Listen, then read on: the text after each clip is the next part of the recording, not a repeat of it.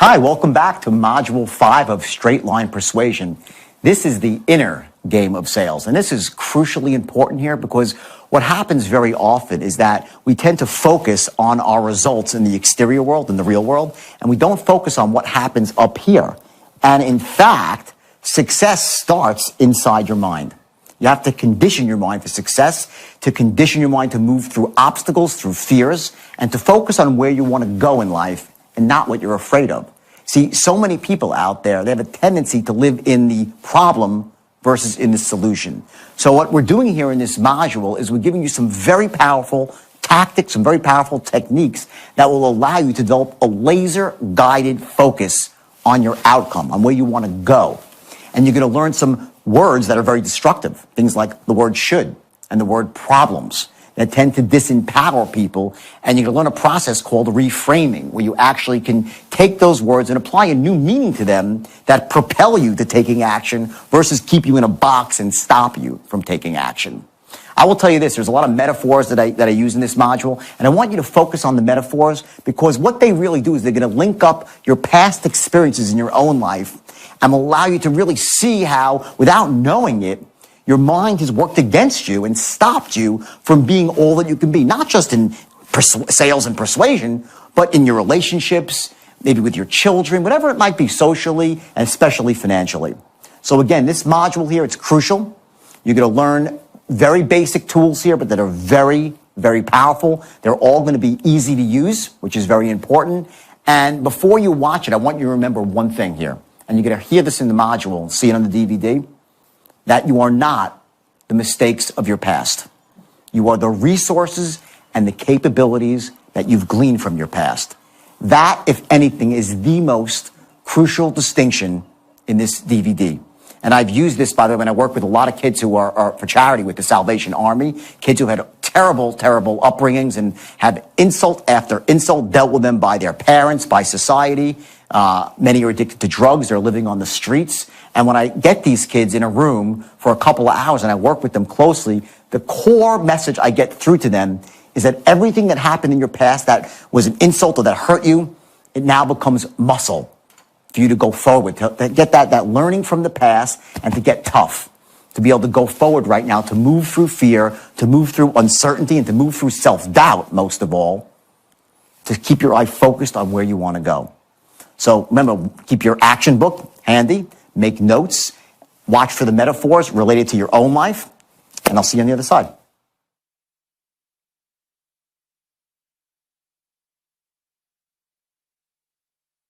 I talked about Bobby Koch, okay?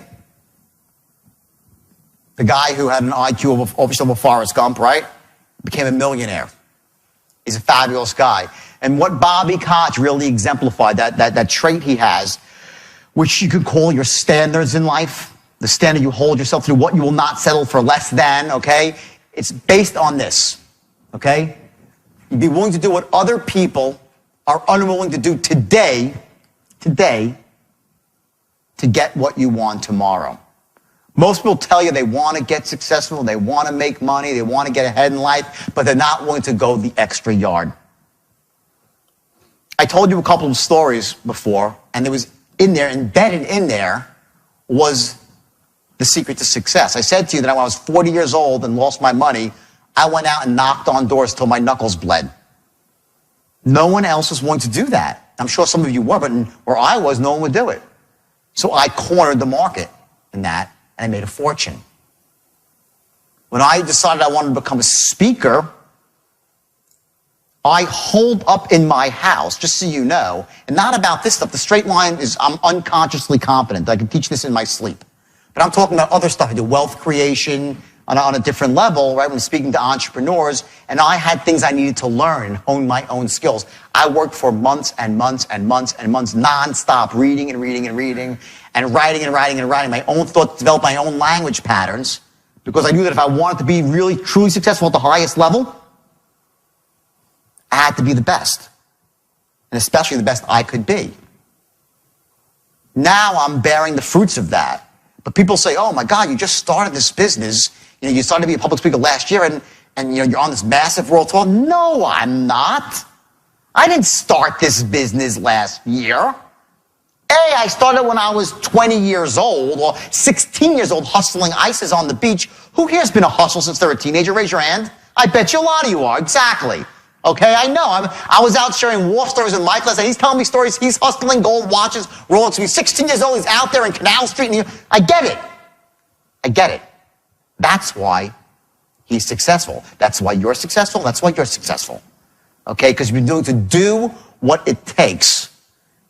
Caveat, that's ethical, doesn't harm somebody else, that's productive to humanity. You do whatever it takes to become successful. So I'm going to teach you now, we're going to go into the straight line, okay, the actual mechanics of it and the language patterns, okay, and I want you to understand that for some of you, it's going to take some work because, you have your language skills are a bit lower down on the totem pole right now.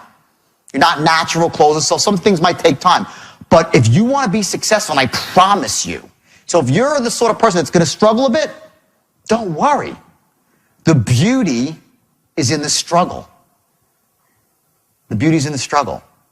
Once you get there, it's great, you enjoy it, but the beauty's in the struggle. That's the way life is. I told you the first word that's the most destructive in the English word was what? Should, right? Should. What should you? When you shit all over yourself. That's what you do. Okay, it's the procrastinator's favorite. I should have went out. I should have done my taxes. Oh, shit, I got to do my taxes. I should have done this. I should have done that. And they don't do anything. That's should. The second most destructive word in the English language is this.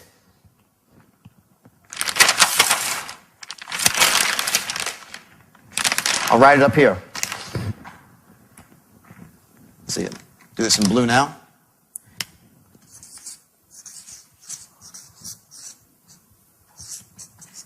Problems.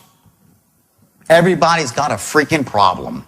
Problem. Everyone's got problems, right? What a load of crap this word is, problems. I want you to wipe this word out of your language patterns, okay, and replace it with this word. Challenges. That's the word. Problems is disempowering and overwhelms you. Challenges you meet head on and you rise up to them and you overcome them. Another word for this, obstacles. Barriers. Whatever is standing in your way from you and your goal and your vision. Change the word problems to challenges. Remember I said to you before earlier, who has more problems, rich people or poor people, right? Poor people's like, well, poor people. No, they don't. Rich people have more problems because they got a lot of more shit going on. And there's always a problem. There's always a problem when you have money. It's just less painful to handle it. The real word, the word that empowers you, is challenges. Look at it this way.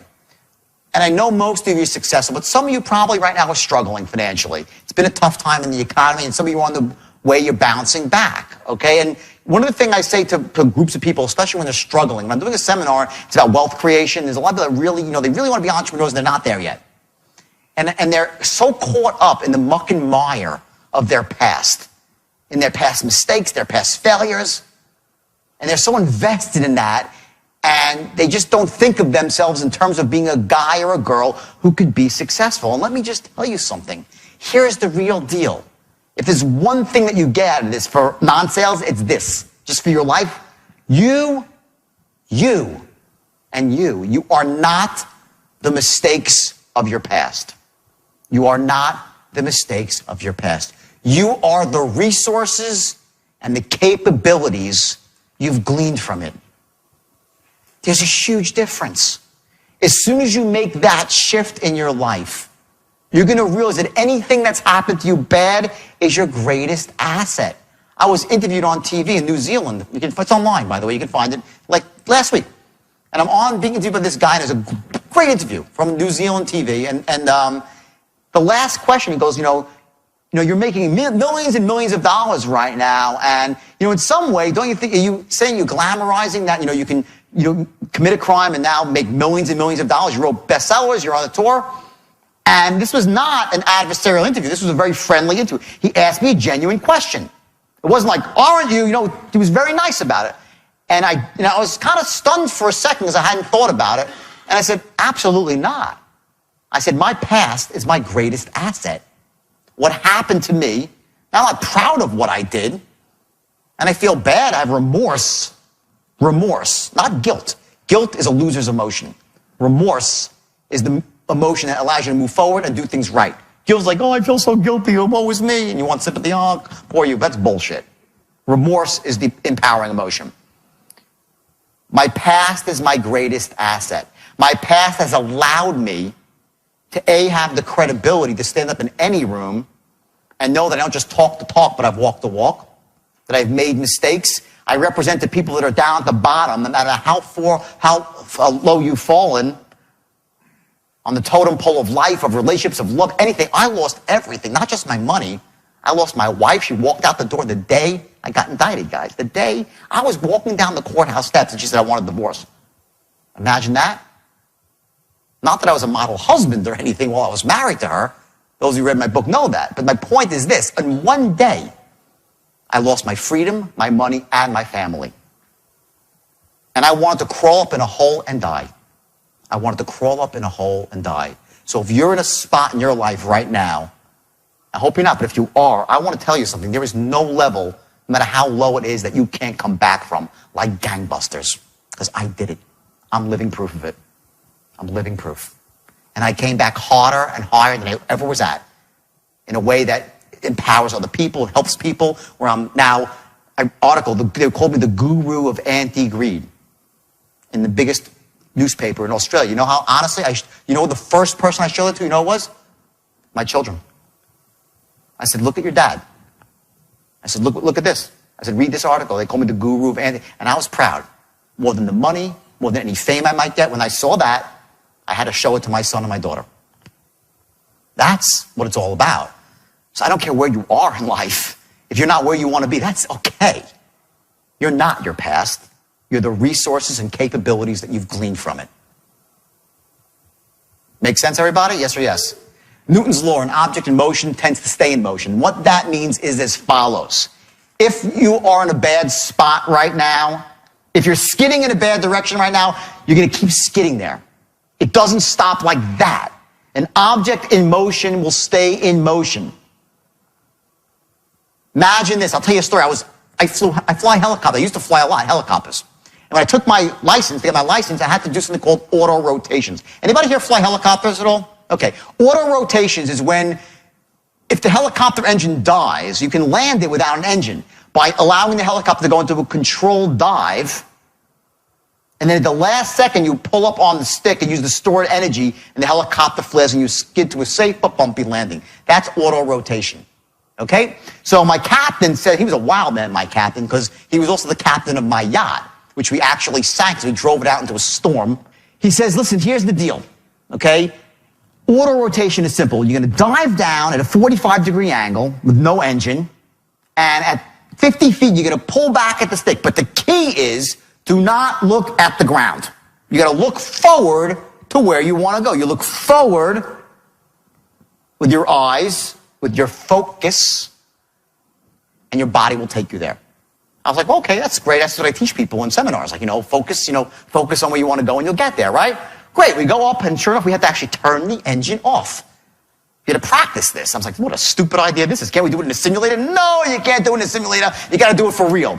So we go up there, I'm like, no problem, I'm, strong, I'm tough. We go out there, he turns the engine off, we start diving down. At 50 feet, I start pulling back, I'm like, holy shit. And I'm looking at the ground. I can't take my eyes off the ground.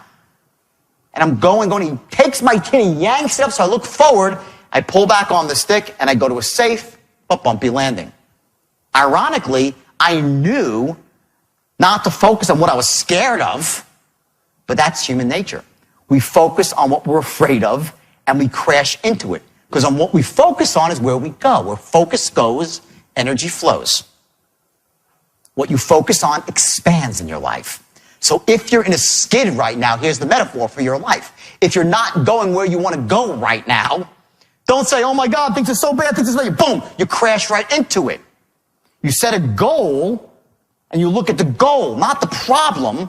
You don't invest yourself in the problem, you invest in the solution. And you keep looking at it. Now, what happened is this. When the helicopter was diving at 50 feet and I pulled back on the stick and I looked ahead, did it continue to dive?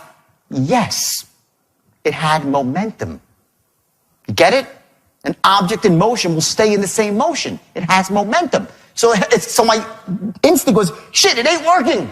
I want to see the hit. It's like when you want to get punched, let me at least see the punch coming, so you want to see the accident before it actually happens. Human nature, right? You want to look at it. Well, it's going to crash. I might as well look.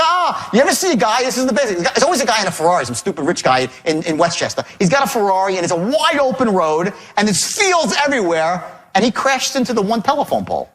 Like, how the hell did that happen? Guess what? Same thing. Where focus goes, he's like, oh my God, a telephone pole. He's like, no, right into the telephone pole.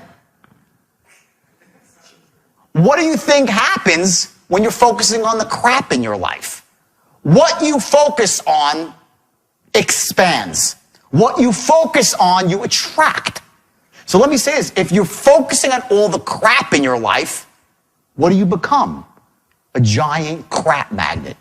You attract crap to you, and it gets bigger and bigger until you fall in an avalanche of it and get destroyed.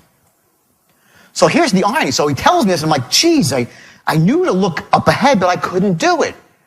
I said, well, let's do it again. I had to do it again. We went back up again. We started going around the thing, making a pattern. We get to the bottom. He turns off the engine. We start diving down. I'm feeling good. 50 feet. I'm like, holy shit. Again, I'm still looking down. He pushes my chin up. I pull back on the stick, and sure enough, I go to a safe landing. Why would I still look down knowing that I shouldn't? Because I'm conditioned. We are conditioned to look at our problems and to focus on our problems. And because of that, we become paralyzed with fear, and we crash right into them. Go bankrupt, lose someone we love, get sick, whatever it might be, we get destroyed. Third time up, I had to do it again to get my license, right? He takes me in, patent, we dive down 50 feet, get to 50 feet. I pull back and I look up. I felt like looking down, but I looked up. Why? Because I conditioned a new pattern. You can break your old patterns. Step one is interrupt them. That's what I'm trying to do right now, is interrupt your pattern. If you're one of these people who focus on crap in your life, I'm interrupting your pattern right now. Step two is condition a new pattern now. To start looking at your solutions, on your goals and on your vision. Doesn't matter where you've been. Imagine if you're on the speedboat and you look behind you at the wake. Ask yourself, does that foamy white thing have anything to do with where I'm going now? Does it? The wake does not drive the boat. Your wake is your past. What drives the boat is you, the captain, and where you're focusing on, right? Your focus, that's where you're going. And the engine, the motor, which is what? That's your actions, okay? The state that you're in, this resourceful state to be taking action and focusing on the good stuff versus the crap. That's called being not a creature of circumstance, but a creator of circumstance. You set a goal, you focus on it, laser guided, like the straight line. When someone walks in the door, if you're a salesperson, on the phone, your focus is on the close. Everything else is all the noise in between. It's life. So you condition a new pattern and you move forward. It's as simple as that. At the heart of it all, and I'm going to move on past this stuff, self-development, at the heart of it all, but I need to give you this stuff too, because it's really important for sales, especially when you're in an up and down business, and one day it's great, next day it's a disaster. And I want to just share some distinctions with you that can help you manage the way you feel as a salesperson, as a human being, moment to moment. Because what a state does, your state, I'm talking about your physiological, emotional state, how you feel now. There are states that lead to wealth and success. I said a couple before about sales. Certainty, clarity, conviction, confidence. In your personal life, are those the best states? Maybe not. Maybe it's love, compassion, understanding, empathy. Those are very empowering states. Master the ability to be in those states, and you got something. Conversely, there's disempowering states, which are fear, jealousy, greed. And on the opposite, Ambition would be the empowering state, right? Jealousy, greed, overwhelm, uncertainty. Those states lead you to A, perform at a low level, B, to be in more unresourceful states because they almost snowball on each other. You know when you're on a roll as a salesperson and you're just doing great and you're like, I'm on a roll, right?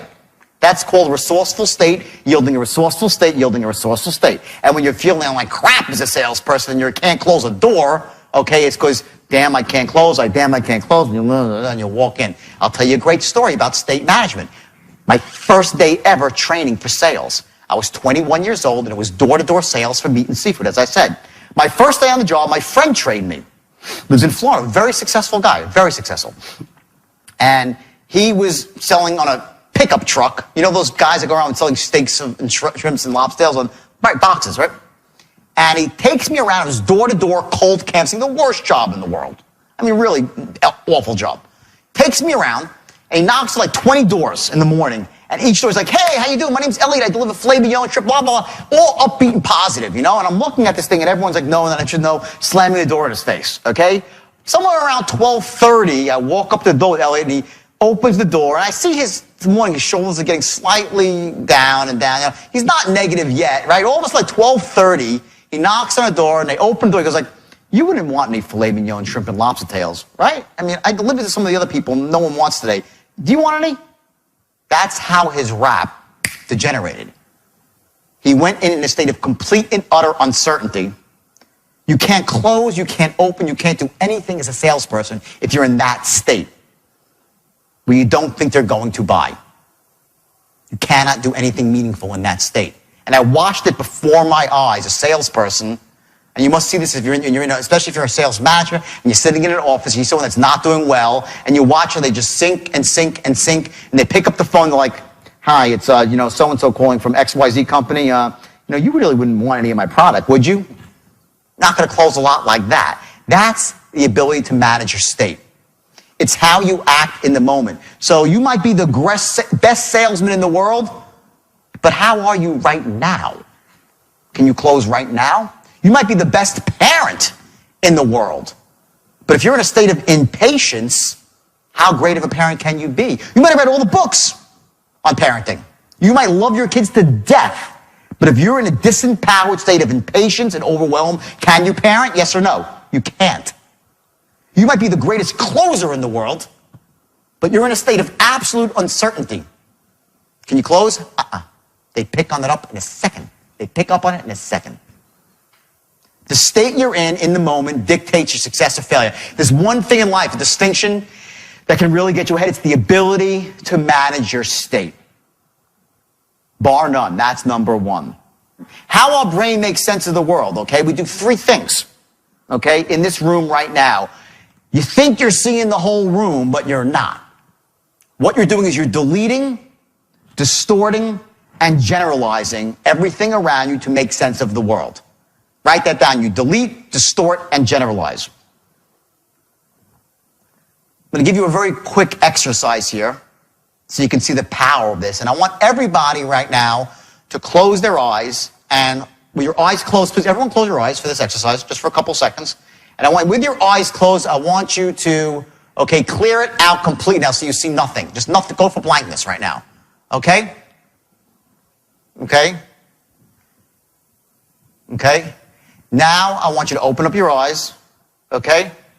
And I want you to look around the room for blue. Look for blue. Look for blue. Look for blue. Look for blue. Look for blue. As much blue as you can possibly find in this room.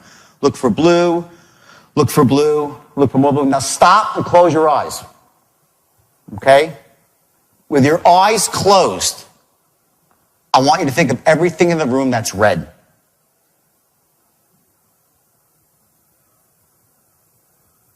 So I bet you see a lot more blue right now than red, right? Now open your eyes and now start looking for red. Look for red, look for red, look for red. Look for red, look for red, look for more red. Okay, great. You see a lot more red now that you're looking for it. Carpet's red, right? Her shirt is red, right? The exit sign is red. The Coca-Cola, the bottom of the top is red, right? Anyone else see any red? Who sees red? The chair is red, okay? Anything else red? Anyone else see red? Got the carpet, what else? Anything else is red in the room? Keep going. There's got to be more red in this room. Exit sign said the exit sign. Anything else is red? Okay, there we go. Bingo! Okay, he said it. He said the chair is red. Is the chair really red, though? Barely. It's almost pinkish, the chair. But because he's looking for it, you know what happens? You start making shit up to be right. It happens every time. It's really more pink than red. It's not red. It's almost, maybe it's red. It's like, oh, why not red? Sure, I'm looking for it. So let me ask you this. What happens when you start looking for problems? You'll start making them up if they ain't even there. That's the power of deletion. Conversely, what happens when you're focusing on your goal and your vision? You start seeing every opportunity that comes your way. If you're out there looking for all the crap on the problem, the opportunities fly over your head every single time. You delete them out. There's a portion of your brain called the RAS, the reticular activating system. And what it does, it decides what you focus on and what you ignore. Because you can't focus on everything around you. There's too much data. Right now you're focusing on me, maybe that, maybe the person to your right, everything else. You're not feeling it. You don't hear the beating of your heart in your artery over here by your ear. You don't hear the hum of the air conditioner. Now you do. I ignited your RAS. You don't hear that wriggling of his paper, or maybe you did, but if you heard that, you weren't hearing the air conditioner. You can't hear it all. You just can't. Your unconscious mind gets it all. It absorbs it all. Because it's much more powerful than your conscious mind. And you start getting stuff in there. You don't even realize it's there. When you delete out solutions in your life, you're never going to get ahead. That's why setting goals and having vision is so important. So you delete, okay, number one. Second thing, you distort. This is a classic. Distort stuff. I always love when it's men and women fighting with each other. You know, a guy fights with his wife. He calls up his friend. He goes, my wife is the biggest ass in the world. I can't. She always henpecks me. She's always got a problem. She never understands me. Words like always, never, biggest. We distort the truth to make always. Every human being does this. And then what does your friend say? I know exactly what you mean. They're all like that. They're all. And then the woman calls up her friend. My husband is the biggest ass. He doesn't see me. He doesn't understand me. Never sees me. Never understands me. And I know no men. Oh, they're all like that. We do. Men and women. It's both sexes do that. We distort everything. We make the things that are good really good, and the things that are bad are really, really bad. We delete, we distort, and lastly, we generalize. We look to make patterns. To understand these three things when you're closing, the reason why I'm saying this, you're going to start to learn how to use this to close. Because when you get people seeing things a certain way, you ignite their RAS, they will delete out the problems. Distort, to allow themselves to wash in the positive emotions of your product. 3, to generalize, that because you sound good and seem honest and all this stuff, you are. You are. You're not like the rest of them. You generalize. You use these things as very powerful tools to motivate yourself and motivate other people to buy. But again, never do this in a way that disempowers somebody else. Don't get them to falsely associate into a good benefit if it's not really there for them. If it is there, you ought to. You really shame on you if you don't allow someone to really feel the benefit of a product. You're not doing your job. Shame on you. Likewise, if they're all focused on the negative, you don't move into the positive, no one can live like that in the negative, right? You do your job, but don't do it in an evil, underhanded way, okay? And that's the ship right there that I should have shown earlier, okay? And that represents, okay, with you at the helm controlling your destiny towards your goal, right? If that ship leaves Tampa and sets sail for Spain, and there's a captain at the helm, what percentage of the time will it reach Spain? Like 99.9, right? Almost always, unless something really bad happens. Okay? Now imagine that ship going to Spain without a captain, going randomly. What's the chances of it reaching its goal? Like 0. Won't happen. Okay? I want you to imagine every sail that you make from this point forward has a goal. From the time you start the sail, it has a goal, and the goal is going to be the close. Okay? The 3 ways of managing fear. Number 1, pretend it doesn't exist. You ignore it. This is what people who really live life at the lowest level, they're all employees. They never own a business. They don't sell on commission. They never get ahead in life. They're creatures of utter circumstance. They say, I'm not scared of anything. They don't pretend I'm not scared. No, it's not fear that's holding me back from taking action. It's not fear that stops me from being a commission-based salesman. It's not fear that stops me from opening my own business. No, it's my story. And they have a story about why they don't have what they want in life. And that's what holds them back from getting what they want in life. It's your fear. This is what holds you back. Plain and simple. That's strategy 1. They ignore it and they live a completely disempowered existence. This is the next way to manage fear. You act in spite of fear. This is what I did for many, many years. When I first started, and I still struggle with it today, by the way. I bet most of you in this room probably live this way. You're scared to hell, but you still act. You're scared to fail, but you act.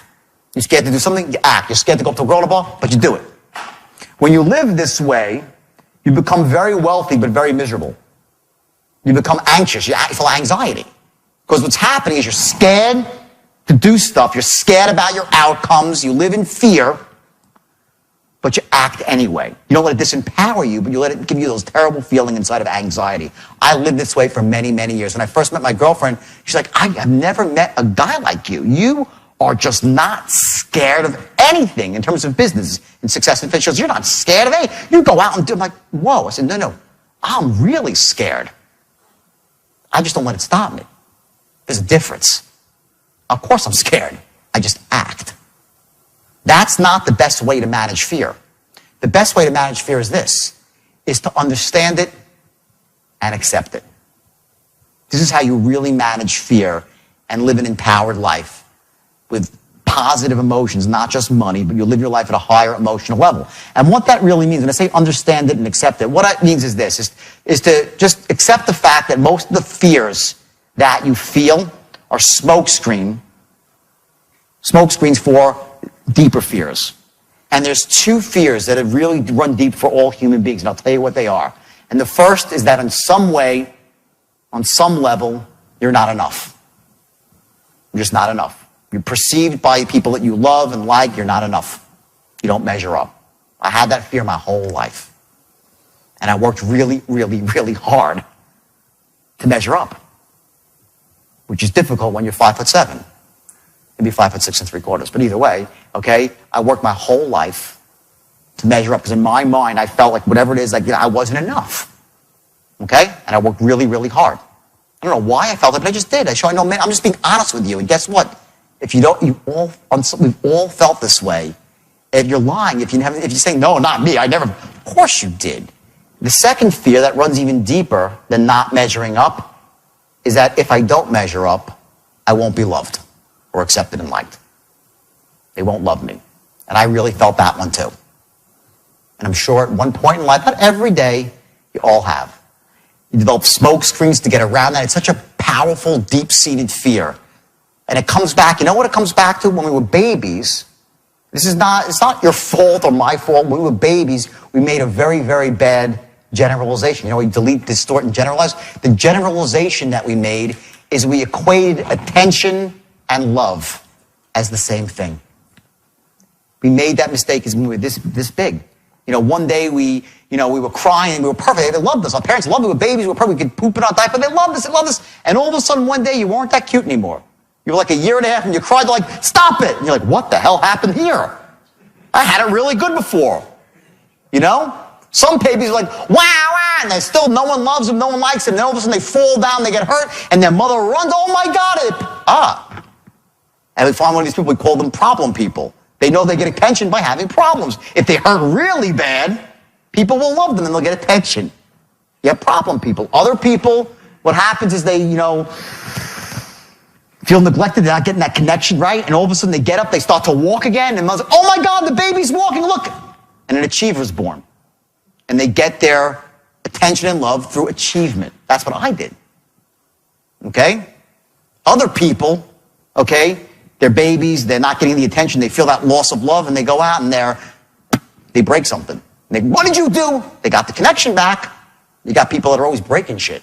They're broken people. And they get the connection like that. Pleasers, breakers, achievers, problem people. There's a million ways to get the connection and love back. Which one are you? I'm an achiever.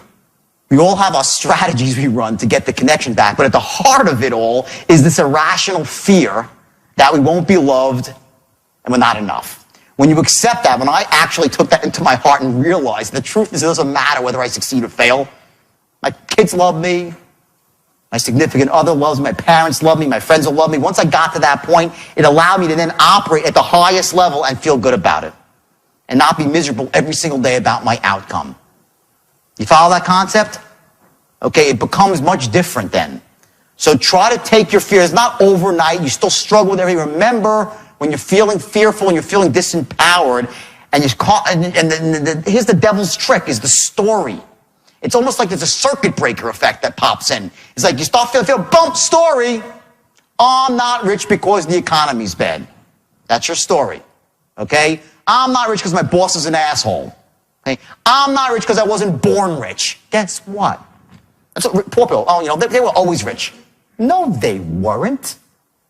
94% of the rich people in the world started out with nothing. And I'm one of them. I know there's others in this room too. Okay, so it's all excuses, it's all crap, okay? The system basically works, okay, it's the bottom line. You have to sell yourself, not just on the straight line, but on your own life, okay? When you focus on your life every day, you look at the successes, not the failures. I will tell you, and I had dinner with Mike last night, and we talked about this. It was very funny. He's like, God, I can't tell you how many failures I've had in my life. He started raffling with like 12 businesses, like, fail. But at the end, and this is two guys talking about it in conceptual terms, right? To understand human performance, right? But I can promise you this, that when I go out into the world and I'm thinking and acting, I'm only remembering my successes.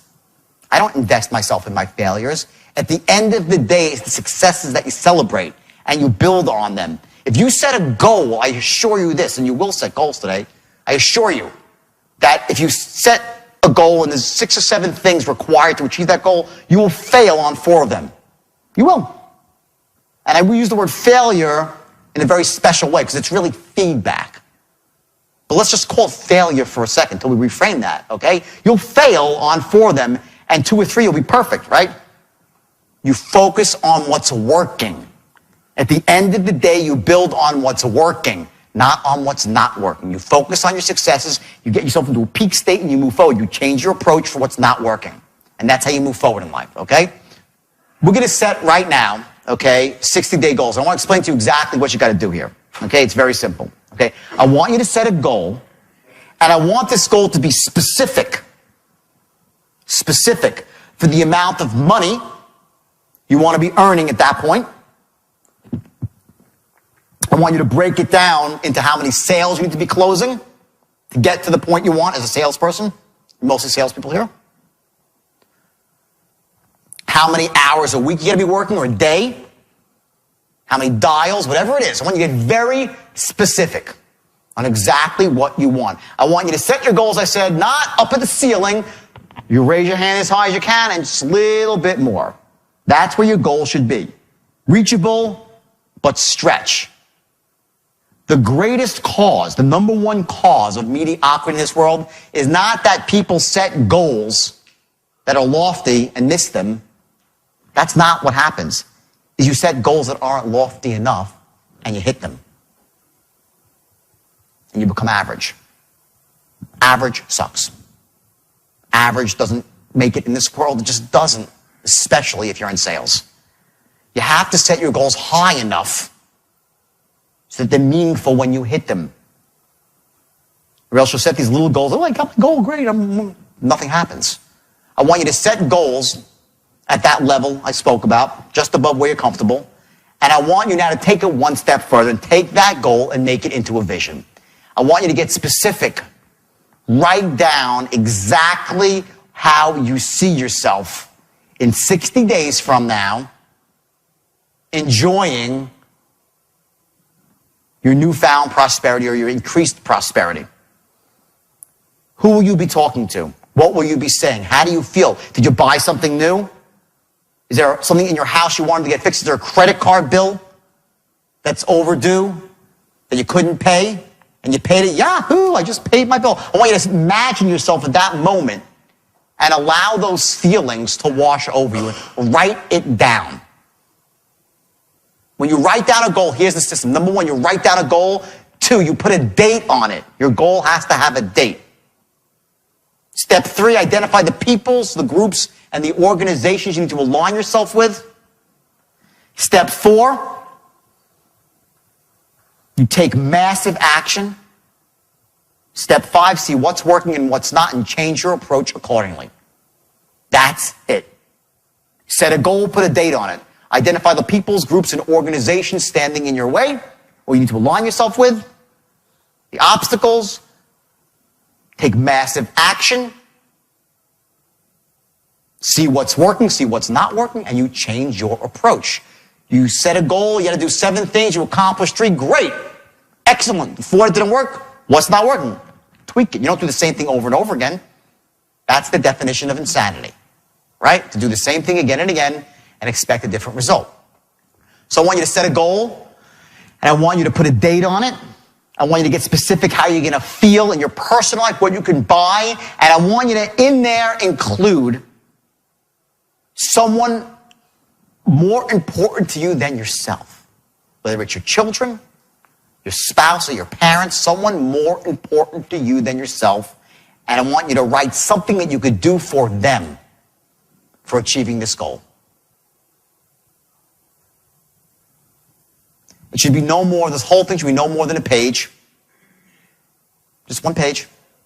I want to make it specific with language. Doesn't matter if you're a good writer or a bad writer. Doesn't matter. Just make it specific for language. No one's going to see this goal but you. I'm not going to ask you to read these out loud. They're for you. They're only for you. But what I am going to do is I'm going to ask you to take them and put the bullets on a little card and carry it around with you for the next 60 days. I want you to carry your goals around with you. And on top of your goals is going to be your vision. I'm going to ask you to put your goals and your vision on your screensaver for your telephone. So every time you pick up your iPod or your iPhone or your BlackBerry, whatever it might be, you see your goal. Because what it does is it ignites your RAS.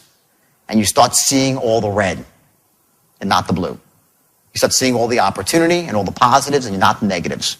And you soar. So what do you think of Module 5?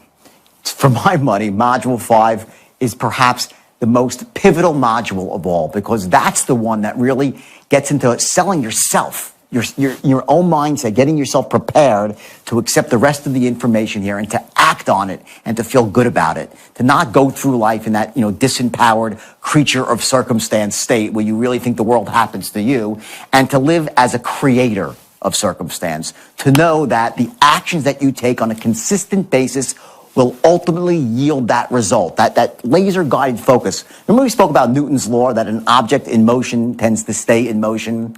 Well, we know that's true. You heard it on the DVD, and when you've related, hopefully, that metaphor to your own life, you've seen times that you were heading down the wrong path, yet through simple inertia, you just kept walking down that same path. So the idea now is to remember that the most powerful way to break that negative momentum is through massive directed action. So the goal here and the action steps here, there's 2 of them, are going to be, number 1, to take one definite, precise action tomorrow. Or if it's still early in the day, then you can take it today. And also, make sure that that action impacts you in persuasion. Don't make it some random action. I want it to be about what you're learning. Secondly, We're going to set 60-day goals here and get serious about this. Remember, you got to put a date on your goals, identify the peoples, groups, and organizations you need to align yourself with, any skills you need to learn, and then you're going to take that massive action. And when I say massive action, by the way, it could be a baby step, because a series of baby steps together yield massive action. But make sure these baby steps are close enough together to break the negative momentum. And if you take the steps, you take the massive action, I want you to analyze your results, see what's working, what's not working, and you're going to change your plan accordingly. Shockingly, what you're going to find out is there's not that much that's not working for you when it comes to persuasion.